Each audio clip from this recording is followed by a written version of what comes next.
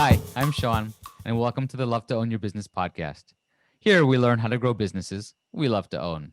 Each month, we share great advice on how to do that, and also on how to avoid the pitfalls that make us love our business not so much. There's been a mysterious figure out there for a while that the average person will change careers 5 to 7 times during their working life. But in 2010, the Wall Street Journal published an article with a BLS debunking this number. Why? Because what really constitutes a career change? That was 2010. Fast forward 2020. Different economically challenged landscape, different employment landscape.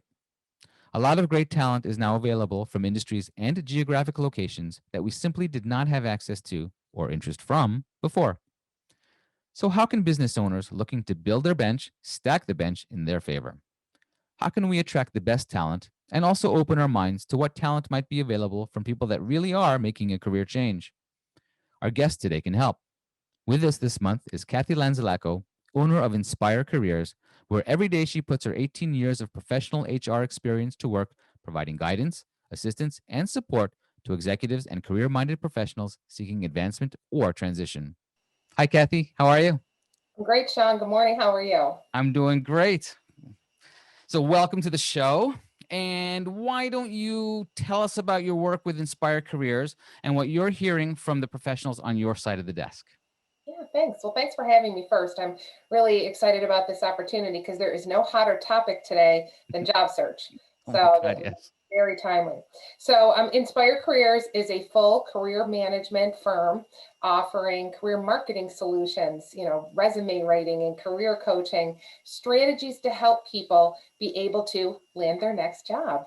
And really, Sean, most of the people that I work with are passive job seekers, people that already have jobs. But there are certainly a lot of people and people I do work with as well that are out of work right now. And there's a lot of frustration going on out there. So I think that's what we're going to be talking about today, about how to break down some of those walls. So I know that when we started talking a little bit before we sat down to do the show, we were talking about a lot of companies that are really spending a lot of money in efforts to make their businesses really employers of choice, but they're not altogether happy with the results. Where do you feel that these businesses are missing the mark? Well, I think a lot of employers, obviously, they want to take care of the people that already work for them. So they focus a lot of their energies on their current workforce. And that's a great place to start because you've Mm, already invested in those people.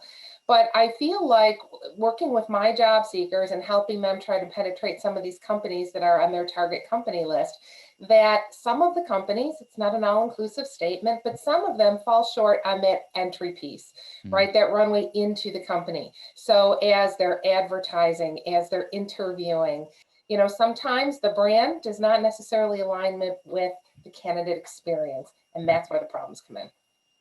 yeah, we talk about that in marketing all the time, right? And that you really have to, you can't just market yourself. You have to really live up to the brand. Otherwise, it's sort of like bait and switch when they get there, right? Right.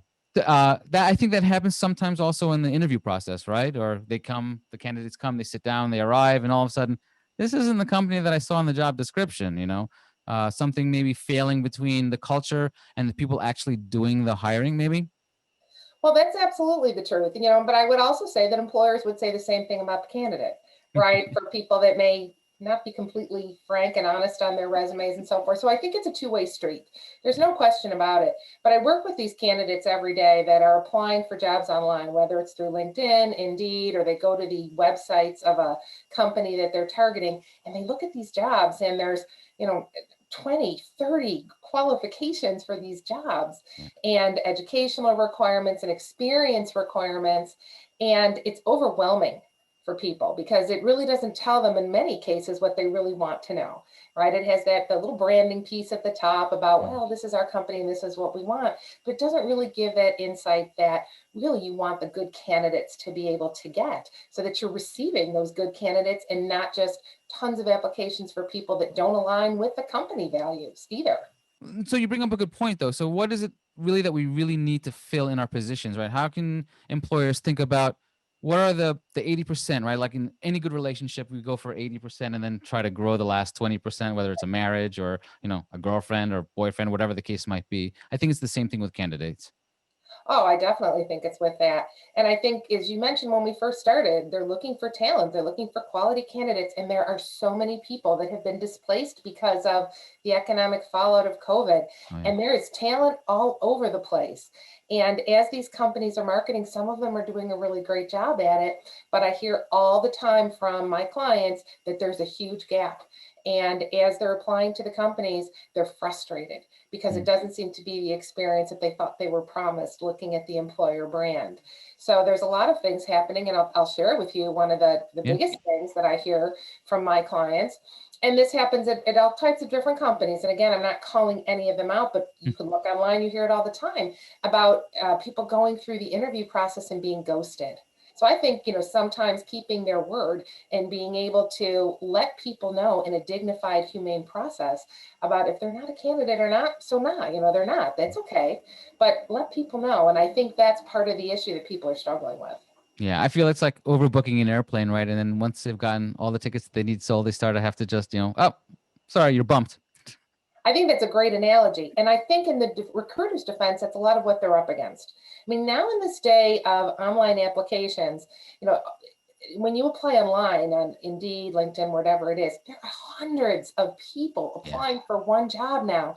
And COVID has only accelerated that because there's so many people out of work looking for jobs. So recruiters only have so much bandwidth too. Right. But I think when we were talking to Sean, it's about putting that humanity back in the job search process. Oh, And I remember agree. that we're dealing with human beings here. And in many cases, some people have really been traumatized over this past year. Oh yeah. Illness in their home, losing their livelihood, not being able to get back to work in a timely fashion. It's been a scary time. Yeah. I at the very beginning of this whole thing, I remember like writing a piece about apprenticeship culture and really that there's really responsibilities on both sides of the equation to really make the road for recovery.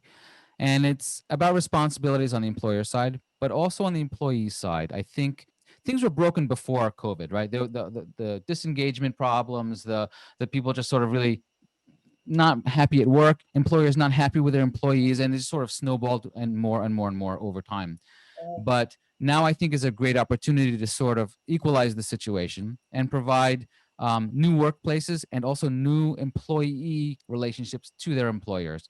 I'll stick around if you invest in me. I'm not going to go chase the next best thing for the next $5 or $10 an hour, right? I think that there is a definite need for both people to make agreements where they both have something to lose in the equation so that we can really raise the quality of both employment and employee. Yeah. Well, you raise a great point there. And I tell my clients when they're interviewing that they're interviewing the companies as well. So Yeah. they need to do their due diligence. It isn't all on the employers, right? If you're not asking the right questions, the responsibility is on the client too, on the Yeah. candidate, right? You need to be able to research that company, understand and be able to identify what your own values are and what your own value offering is. Why would anybody want to hire you if you can't articulate it? I That's mean, right. and I think that this is a great time for people to be educated about what employers are looking for. And it's not just about the qualifications that they're looking for, but they're looking for people that are going to take initiative. And they're looking for people not just that can follow all the rules, right? I mean, we know everybody's got to show up. You've got to do what you need to do. But I think nowadays, employers are really looking people for that personal investment. Yeah. Who's going to have that business owner mindset? And I know we throw that around a lot. People can say that, but the truth is, if you treat the business like it is your own, you give it the best. Yeah, I totally agree. You have to support the business and commit to it. And I think that's how trust forms, right? If both sides of the equation are treating each other for the long term. Yeah, yeah, I agree with that. But I think the other thing that complicates this arrangement now too is in the old days, a year ago, Mm. when most people by far were in the office, and certainly some people worked from home. There was coming and going. There was, some liberties that both employer and employee enjoyed. But right now, there's a lot of remote work happening. Yeah. So how does the employer respond to that? Right? It's a challenge for them to continue to engage their employees. And Mm. on the other side, the employees are challenged to feel engaged. Yeah. And now, in many cases, particularly with women, many cases they're still teaching their kids at home. They still have to take care of all that. They're on Zoom and their kids are in the background. Things are happening. Yeah. We hear in the literature and all the postings now that people are working more hours now. than when Yeah. they were at the office, Yeah. but they're not consistent hours. So are employers willing to accept that maybe I'll sign on at 6 a.m. and work till 10, and then I have to take a break for a couple hours to take care of personal engagements that I didn't have to take care of before, but I'll be back in a few hours and I'll work straight through past dinner. Is that okay? I think Oh, those are conversations that need to happen.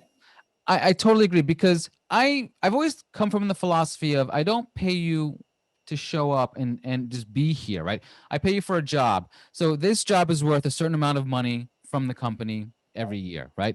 Whether you do it at 4 o'clock in the morning or at 6 o'clock at night, if it's okay with the rest of the company and just the rest of the business world in general for those particular duties that you have, then fine. I don't care, because I really just want to make sure that the job gets done. And I want to be mindful that there is a life outside of work also.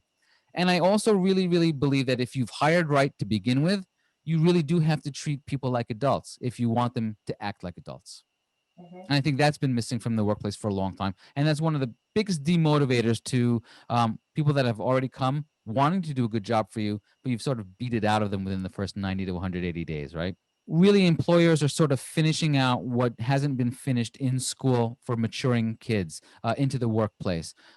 It's really our job as employers to help really shape the minds of what workers will be, not in the traditional 1950s Drucker style, factory style work, but what it means to be with all the soft skills and the emotional intelligence that we really need, avoid the drama. It's really our job as employers to help shape that for the young workforce.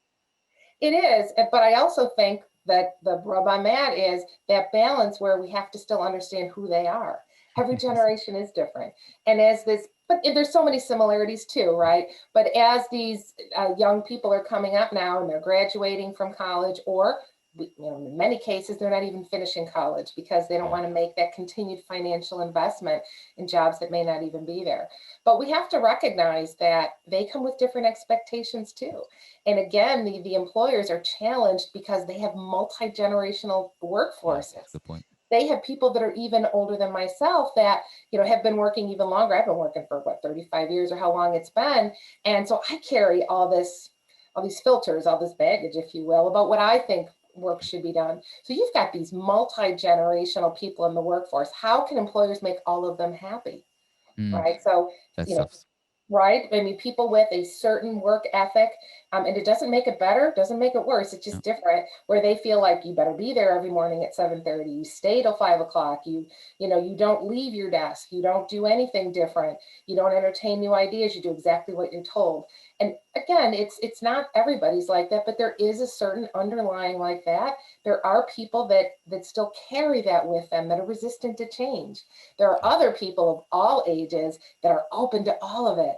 And Yeah. those are really the best people that you want. But let's be honest, every workplace, every employer has people that are stuck in their ways, Yeah. whether they're 30, whether they're 50, whether they're 60, it doesn't matter. Yeah. But the challenge to engage all of them and get them to be accepting of all the different personalities and all the different work styles. Yeah, I think a big contributor in my experience observing the different generations inside of a workplace is that the older generations didn't have the availability of the technology right at the beginning, so they didn't integrate their life at home and at work the same way that individuals who have grown up and found the ease of wanting to spread out the 5 minutes with their technology all throughout their day to integrate their work day throughout their whole day, right? And so they feel like they want to take a little bit of break at work now, then they will go back to do work, but they'll do extra at home because they'll still be fielding their emails and they'll be doing their things from their phone that they wouldn't be able to necessarily have done outside of the office 10, 15, 20 years ago. Now you can do it on your way home, right? You can dictate to things as you're going home, right? So I think that is a big thing, is the how we've integrated technology into that work-life balance. All right, lunch break. We're going to Yeah. switch gears for a second. We understand that you are the proud owner of an impressive collection of vinyl records and a huge fan of classic rock. How long have you been collecting and how did you get started? Well, of course, I told you I was 57. So, I had the original albums back in the day. And then, like everybody else, I got rid of them over time, switched down to, I don't know, cassettes and then to, discs, whatever. And then, I don't know, I guess about 15 years ago when one of my sons was really starting to take to the classic rock too. We started then going to record theater, right? And all these places. We wanted to build up that collection. I just got that that nostalgia feeling. So fast forward to now, we have over 700 vinyl records, but I Wow. tell you, we love them. And yes, we listen to just about all of them. But I love it because it's nostalgic. It's a whole feeling, Mm. touching the albums and listening to the imperfections. I love it. I love it. We love it. And it's a hobby, but it's a passion. Yeah. Well, it's something that's definitely close to my heart for sure. And um, our research team did a little bit of poking around, and we got a couple of questions for you. Little multiple choice, make it as easy as possible. Hopefully, you have some of these in your collection, right? I'll tell you why in a second, right? Let's do it. All right. Bring it So, on. all right. What is considered the most valuable vinyl record on earth? Is it A, Tea for the Tillerman by Cat Stevens? B, The Quarryman, That'll Be the Day, in spite of all the danger? Or C, the soundtrack to the movie Wedding Crashers? E. Yes, you are right. Quarryman. Do you have any idea how much this Oh, is I worth? can't even imagine. Millions? It's A million. 354,000 as of 2019. 350,000. So you better go check to see if you got that in the box. I don't have it. I can tell you I don't have it. I've got a good memory and I can tell you a lot of stuff I have, but I do not have that. But you're right. Everybody, if you go home and check it out, or if you're out garage sailing this year, go look for it. Jeez. Do people know why it's so valuable? I mean, do they know who the Quarrymen were? No, I don't. I know. I was just about to get to that, right? So Paul McCartney wrote the song, and it was in 1958, and he did it possibly at George Harrison's house, and he did it based on a song that he was inspired by Elvis. Well, when you listen to and you hear information about the Beatles, they were influenced by a lot of great people. Yeah. And that's why their music is so rich. All right, ready for another one? Oh, bring it on. Let's go. Bring it on. Okay. What is considered the rarest rock album? Is it A, Pink Floyd The Wall, 2, The Beatles The White Album, C, Alvin and the Chipmunks Christmas Don't Be Late? I'm going to go with the White Album, the first pressing. Yes. Yeah. That is worth any ballpark. It's not a million. It's under a million. 500, 700? $790,000. Go look for that in your box. I don't have that in my box either. I have the White Album, but I doubt that I have the first pressing. And I don't think if I went to my bookshelf that I'd have a first edition of anything either. Always kind of on the back end of that. But wow, that's crazy. So I wonder, who's got those? I have no idea. And I wonder what it sounds like, right? These people have these in, if they, like the bags like comic books, or they just sort of, just hanging around and, oh, look at this. And found this in my basement yesterday. Oh, I think people got tons of great stuff in their basement. They don't even know what they're holding on to. Oh, I don't doubt that. All right. So, as you know, we're here to help people grow their businesses gracefully. What's a piece of advice that you wish that you would have received over the course of growing your business that would have helped you avoid a misstep or an unintended detour? I think I wish I had known about setting the foundation first. So when I started career coaching and resume writing, I started my own business. I just jumped into it. I didn't understand everything that went into it. So I started immediately doing it, got certifications, got all the credentials, did all of that. But in terms of the business, right, I'd never owned a business before. I had only worked for others. And so I wasn't really sure about all of those things. So I kind of pulled them in piece by piece. And then actually, I didn't start Inspire Careers. I bought it from someone else. I had subcontracted. So that's my piece of something I'd like to share. Subcontract with others, try to do the work that you want, learn from others. And that was a huge learning curve for me, which really accelerated my business. And then when the owner of Inspire Careers passed away, I bought the business. And that just exploded everything for me. I had my own clients and I had the legacy clients from there. But prior to that, putting it all together myself, I didn't know what I didn't know. Maybe it's a good thing. I don't think I would have done it had I known. I hear that a lot, right? If people knew like the whole steps of what was really going to go into, like the E-Myth, right? People would not start businesses, right? But you actually you brought up something I'm curious. You had started a business once also, and you've also bought a business.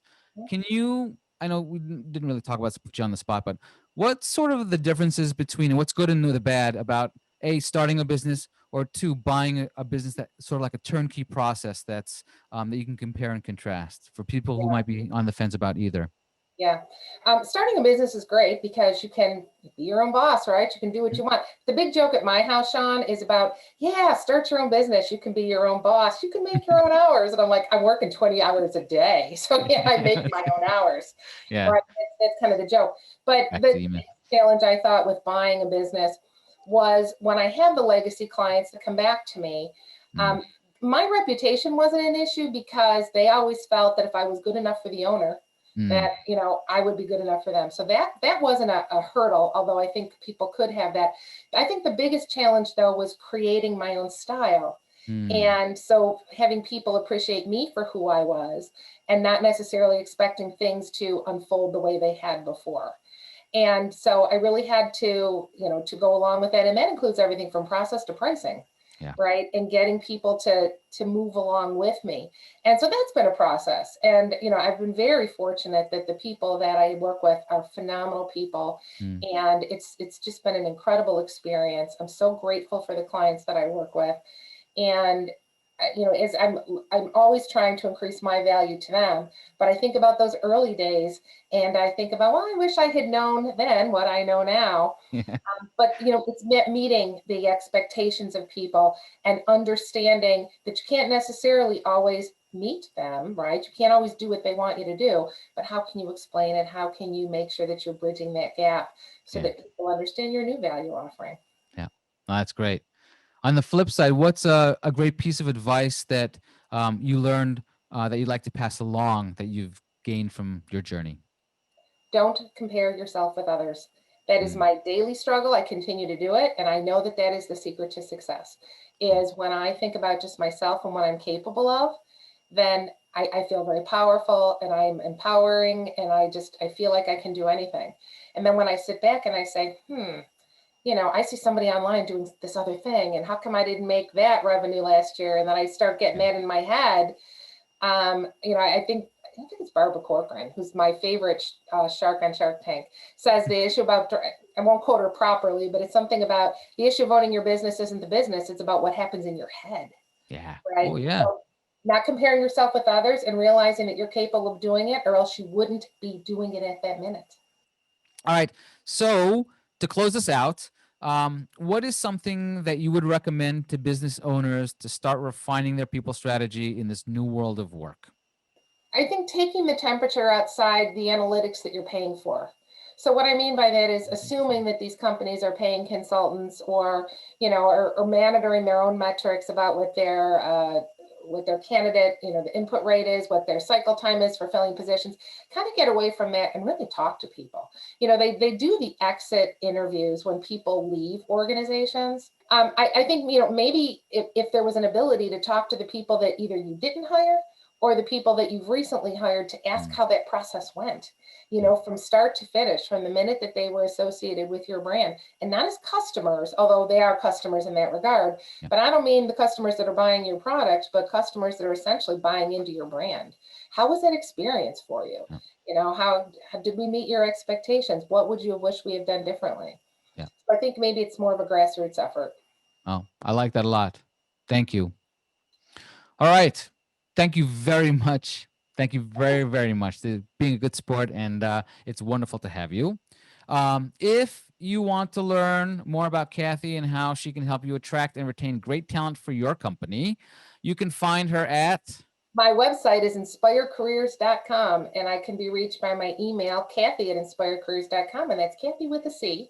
So make sure you get that part of it right. But please feel free to reach out to me, even to have the conversation. As Sean said before, that I have worked 18 years in human resources, and I led a large HR team and was very entrenched in that. So, when I talk to people, I really give them the perspective from the other side of the desk. I really am an advocate for the employers as much as the employees. That's great. And if you want to learn more about what we do at SLC Advisory Group, come visit us at slcadvisorygroup.com. And of course, if you want to make sure that you don't miss any of our content, hit subscribe button. And when you do, we'll let you know when our next episode comes out. And we'll see you again next month. Thank you again, Cathy, very, very much. Thanks for having me, Sean. It was fun.